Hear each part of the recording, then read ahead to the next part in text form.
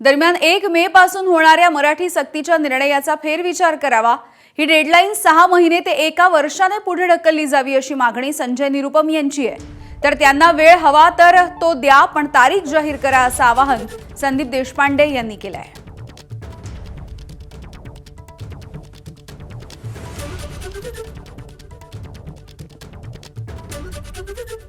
मातृभाषाचे व्यतिरिक्त दुसरी भाषा शिकण्यामध्ये त्यांना खूप वेळ लागतो।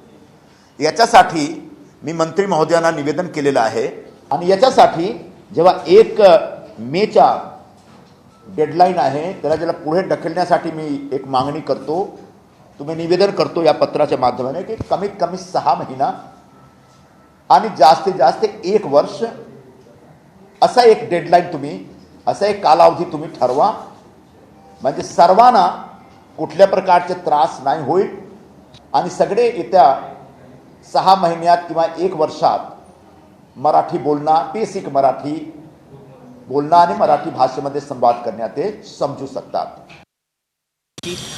माझं म्हणणं आहे, निर्णयाची अंमलबजावणी किती तारखेपासून करणार ती तारीख, पण समजा तुम्हाला वेळ पाहिजे ना, ठीक आहे, चला दिला। 1 मे नाही, 15 मे, 20 मे, 25 मे, काहीतरी तारीख आज जाहीर करा। अनिश्चिततासाठी पुढे ढकलायला ते काही इराण अमेरिकेचं सीजफायर नाहीये।